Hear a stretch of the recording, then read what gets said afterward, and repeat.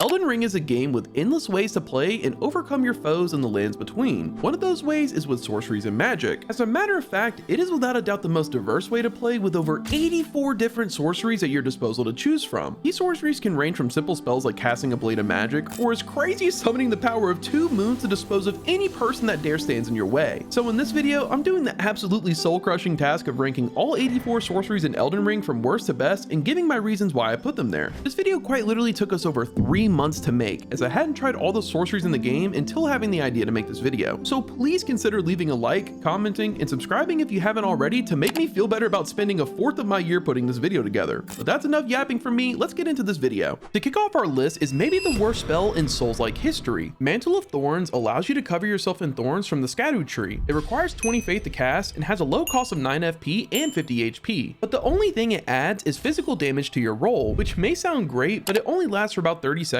and the damage it does is no more than a tickle to any enemy you roll into. I would say it's like the equivalent of having the Thorn set from Dark Souls 1, except you have to constantly cast it and it takes up an attunement slot, landing it as the worst sorcery in Elden Ring. But a close second is Unseen Blade. This allows you to make your weapon invisible for 45 seconds, which is absolutely useless when it comes to the base game and only has minimal PvP use, since any experienced player will either wait out the invisibility or they just know the moves of your weapon anyways, since they will see it before it goes invisible. Literally the only way this sorcery would be worth using is if you could change your weapon out without having to recast Unseen Blade. Even with a low cost of 13 FP and 10 stamina, it's just not worth the attunement slot nor the stamina to cast it. Lucidity is the next sorcery on this list, and while it's only one spot above Unseen Blade, it actually has some use. This sorcery allows you to heal the accumulation of sleep and madness. Even though it only costs 10 FP and 10 stamina to use, along with a low stat requirement of just 17 intelligence, you can just craft consumables to do the same job of lucidity, and they are fairly inexpensive, along with the fact that very few enemies actually deal madness or sleep when they attack you. Its uses are just very niche. Its most practical use is in the DLC while in the Abyssal Woods, as you'll save yourself a lot of time by using lucidity to clear your madness instead of clarifying boluses. If you've ever wanted to parry a spell, you might have put Carryan Retaliation on a shield, and a much worse version of that is Thops Barrier. While absolutely useless against physical attacks, Thops Barrier allows you to deflect any projectiles that aren't physical, and while that sounds great and has a super low cost of just 7 FP and 10 stamina, you can actually still be hit by spells that you've deflected if you don't time it perfectly, which can be difficult sometimes since it has the longest cast time and the timing is different for every spell. There are also so many other options that are just better and easier to use than Thops Barrier, which is why it's so low on this list. While Thops Barrier may be outshined by many other sorceries, the next one on this list, Starlight, does actually have some good uses. This sorcery allows you to create a light that hovers above your head and lasts for 3 minutes. While the spell is only really useful situationally, like in dungeons where you can barely see, you can actually just buy a lantern for 1800 runes relatively early in the game, which is actually cheaper than buying Starlight itself. The lantern does the same thing as Starlight and allows you to have your hands free, along with not using an attunement slot, making Starlight obsolete. The first true damage sorcery on this list is Shatter Earth. This sorcery has an insanely slow cast speed along with low damage. The only real upside to Shatter Earth is that it's relatively cheap to use, only costing 10 FP and 22 stamina, along with it doing AoE damage. It does have hyper armor, but only when your staff is in the ground, making it super easy to interrupt. And the range on the spell is extremely small, causing you to be on top of enemies to actually hit them. And the spell can be cast a second time to increase that range, but the increase is barely noticeable. Speaking of short range, Fia's Mist allows you to create a mist of deathblight right in front of you, but unless you charge this sorcery, you have to be standing on top of the enemy for it to hit them. However, Fia's Mist only works on the tarnished, meaning it is absolutely useless against any enemy that isn't an invader, and good luck getting them to stand still inside of the mist for over 20 seconds to actually proc the deathblight on them, which is 4 full casts of the sorcery against NPCs, making it by far the worst spell in the game. There can be an argument made that you can't see through it, meaning it gives you cover in PvP, but there's no reason your opponent wouldn't just run through the mist since it can't really hurt them. But a mist sorcery that doesn't give you any cover is Freezing Mist. While it can proc Frostbite on any enemy with just one cast, they still have to stand in it for around 3 seconds total, which is much better than Fia's Mist, but it still suffers from incredibly short range unless you fully charge it, which unfortunately increases its already long cast time, which if I'm being honest, its only real use is against large enemies that won't be able to get out of the mist easily, and if you're using fire sorceries, allowing you to proc Frostbite over and over again. But since you can easily proc Frostbite with other sorceries and even just cold infused weapons, it makes this sorcery not really have a purpose. Speaking of sorceries without a purpose, Frozen Armament allows you to imbue your weapon with frost for 20 FP that lasts for 60 seconds, which wouldn't be terrible if you got it early on into the game, but since you can't obtain it until after beating Loretta at the end of Carryan Manor, by the time you acquire the sorcery, you could easily have multiple upgraded cold infused weapons. summons. And since you can't use frozen armament on a weapon that has a secondary weapon type, you can't even use it to combo with something like bleed. In reality, it's just a worse version of the cold infusion, giving it no real purpose. Crystal Release is somehow the worst crystal type sorcery in the game. Having a huge stat requirement of 41 intelligence along with a high cost of 34 FP and 26 stamina is just the start of why the sorcery is bad. Crystal Release has an insanely long cast time, causing you to be stuck in place while the crystals rain down from above you, almost guaranteeing you will get hit by any enemy that your spell could even hit since it has such a short range around you. And even though it does AoE damage, it's actually not good against groups since they can do a ton of damage to you while you're forced to stand still. The only real upside is if you do get hit or knocked out of the casting animation, the crystals will continue to rain down like normal. While slightly better than Thops Barrier, the Carryan Retaliation sorcery is still not great. It can be used to parry spells, and if you successfully do so, you'll spawn 3 glint blades above you, which will attack enemies close to you. It doesn't work against physical attacks, but it does have a low cost of 8 FP and 15 stamina. And the biggest downside to this sorcery is the fact that it actually exists as an Ash of War, which can be put on any regular shield, making it no longer take up an attunement slot and gives you a shield to block physical damage if you need it to. If you're having issues with mages, or you just want to parry some spells, the Ash of War variant is way better than the sorcery, causing it to be so low on this list. Unseen Form while turning you invisible doesn't have a lot of practicality. Found in the exact same spot as Unseen Blade after completing the Mirage Rise puzzle, this sorcery isn't worth going out of your way to acquire. It only lasts for 30 seconds and has a relatively high cost for what it does, requiring 20 FP and 10 stamina to cast. And I have to give props where it's due, it does build on the stealth mechanics in Elden Ring and allows you to get pretty close to enemies before they spot you, which could be useful for backstabbing smaller enemies. But since it requires an attunement slot, it's only really worth using if you're not playing as a mage, since it has a low stat requirement of 16 intelligence. Its best use is in the Abyssal Woods to avoid the aging untouchables while you explore the area. Scholar's Shield is one of the 4 buffs you can give to your shield. It lasts for exactly 1 minute, giving you 35% less stamina damage when blocking and 30% guarded damage negation, which is boosted to 70% when blocking against magic attacks. It only requires 12 intelligence to use, but has a high cost of 30 FP, and Scholar's Shield actually gains more value the worse the shield you are using. However, it does have a long cast time, so it can be difficult to rebuff your shield in the middle of combat, but if used in tandem with the Carryan Retaliation shield, it can actually give you some good value. The other magic buff sorcery, Scholar's Armament, is next up on the list. This sorcery can be bought relatively early in the game from Selen, who is at the Waypoint Ruins. It allows you to imbue your weapon with magic damage for 90 seconds and has a relatively low stat requirement of just 12 intelligence. It also scales well with intelligence, making it extremely good in early game, especially if you plan on dumping points into intelligence anyways for your build. It's not necessary though, as there are a good amount of magic melee sorceries in the game that deal much more damage, but you can make yourself a lightsaber if you use Scholar's Armament with either the Cane Sword or Milady. Meteorite is next up, costing an insane 30 FP and 35 stamina. It summons a void above your head, which then shoots out 3 meteorites in front of you. It can be continuously cast, which makes it more useful when combined with Cerulean Hidden Tear and Terra Magagicka. However, the cast speed and projectile speed are both relatively slow, and with abysmal range and its wild inaccuracy, Meteorite can be difficult to use against any opponent that isn't huge. And continuously casting the spell just shows off its weaknesses even more, as smaller enemies can play out your range with a bow, or simply walk up to you and start hitting you with a sword. It's much worse than any other continuously cast sorcery in the game, which is why it's so low on this list. Speaking of short range, wildly inaccurate sorceries, Crystal Burst is next up on the list. This is highly regarded as one of the worst spells in the game, but it can actually be useful. Shooting out a scatter shot of Glintstone crystal shards, Crystal Burst is almost like having a magic shotgun. Each individual crystal doesn't do a lot of damage, but if you get close and land every crystal on an enemy, it actually does decent damage and can stagger enemies fairly quickly. It also has a super low cost of just 14 FP and 9 stamina, making it easily spammable in longer fights. While it can be good in some situations, there are just so many better options, landing it so low on this list. Magic Downpour is another sorcery that shoots out a low damage crystal in a wide, highly inaccurate area. It has a low stat requirement of only 15 intelligence and doesn't cost a ton to cast, requiring 18 FP and 17 stamina. But just like Crystal Burst, it isn't great against smaller enemies. Unlike Crystal Burst though, Magic Downpour will slightly track enemies if you lock onto them before casting it. The upside over Crystal Burst is you can summon multiple instances of the spell and you can move around freely while it's doing damage, making it okay against bigger bosses since you can keep dodging and casting doing passive damage. Rock Blaster is a direct upgrade to Shatter Earth and is much more useful. It has a relatively high resource cost of 22 FP and 35 stamina, while also allowing you to hold a drill while it spins, extending the spell's duration by consuming 4 FP per tick. You also get some hyper armor while holding the drill. The Shockwave, however, deals more damage than the drill, dealing good AoE damage. It can be found in the Cilia Crystal Tunnel in a chest inside a storage shed in the main cavern on one of the upper levels. This spell isn't great, but is at least viable if you're going to use it for a stone build. Another sorcery you can continuously hold is Gilmers Fury. This sorcery conjures magma from the ground, shooting multiple magma balls in a large area around you, leaving lingering pools of magma on the ground. The initial cast only costs 16 FP and 38 stamina, but holding the spells causes it to consume your FP quickly. It's only really useful against bigger enemies, but most of them aren't going to sit there and let you continue casting it, which is the only time it's really useful, as just casting it by itself is not worth the cost and only produces a couple magma pools. You can find it after completing Recusant Bernal's request or killing him when he invades Inferno Missoula. Glintstone Stars are a very underwhelming sorcery. It only shoots out 3 stars at one enemy, and while it has good tracking, the damage itself is mediocre. It does, however, have a super low stat requirement of only 12 intelligence, and the cost is only 12 FP and 21 stamina. What's pretty cool though is Glintstone Stars will actually track enemies in front of you even if you aren't locked on. It can be acquired by buying it from Selen or from Gowry after you complete his questline for only 3,000 runes. Unfortunately though, there are way better sorceries for around the same cost or less that deal more damage and are easier to use. With that being said, Star Shower is up next. Star Shower is the direct upgrade to Glintstone Stars and isn't much better. It shoots 5 stars instead of 3, but for almost double the cost, which means it's 23 FP and 26 stamina. Compared to the 12 FP and 21 stamina of Glintstone Stars, it does barely any more damage and requires you to fully charge it to be of any use. It has the same tracking as Glintstone Stars, but I personally think it would be much better if you could target separate enemies with each star. You can buy it after delivering the Conspectus Scroll to Muriel, Selen, or Celivis for 10,000 runes, making it not worth the cost to obtain or cast. Magma Shot allows you to shoot explosive magma out in a ball at your enemy. It starts to drop quickly after reaching a certain distance, making it almost like a lob. You're given this sorcery by Tanith after completing the first assassination quest for Volcano Manor. When this sorcery hits, it leaves a lingering pool of magma for about 4 seconds, making it good to zone enemies away from you. However, the magma itself doesn't do a ton of damage, but it can interrupt smaller enemies' attacks if they walk into it. Charging it does make the magma last longer, but only slightly increases the range, if at all. It deals fire damage, which can be very good if you use it in combination with ice spells to alleviate the enemy's frostbite, so you can proc it again quickly. Another fire sorcery and next up on the list is Reichards Rancor. This allows you to shoot a flaming skull that leaves a trail behind that after a short delay begins exploding. It does have a high stat requirement of 40 intelligence and 18 faith, along with a somewhat high cost of 23 FP and 36 stamina to cast. Reichards Rancor also uses 2 attunement slots, which can really hold the sorcery back. You can only obtain the spell after beating Reichardt and giving his remembrance to Enya at the Round Table Hold. The casting speed is very slow and can't be chain cast since you have to wait for the entire casting animation to finish before launching another skill. It is really good against big enemies since the spell hits a lot of the explosions, though the individual explosions don't do a lot of damage. One of its more niche uses is actually in PvP, obscuring your opponent's vision, because how are you supposed to see anything with this in your face? Another sorcery that can obscure your opponent's vision is Zamore Ice Storm. This sorcery creates a freezing tornado around you after putting your staff into the ground. This sorcery can be found in the Zamore ruins in the mountaintops of the Giants. You can find it on a corpse in the southern part of the ruins by a stone archway. It inflicts frostbite buildup and is good for making space against enemies that are on top of you, as it has a fairly big AoE around you. However, the high stat requirement of 36 intelligence, along with a cost of 17 FP and 27 stamina, in combination with the slow cast time since you really want to charge this spell, only makes it good for groups and not in boss fights or against any bigger enemies since it's difficult to actually get off. Maybe if the Royal Rat Authority was a boss in this game, it could actually be good. Briars of Sin is the first useful thorn sorcery on this list. This sorcery makes you hurt yourself by shooting out blood thorns around you, making it difficult for enemies to approach you. The casting cost is 6 FP,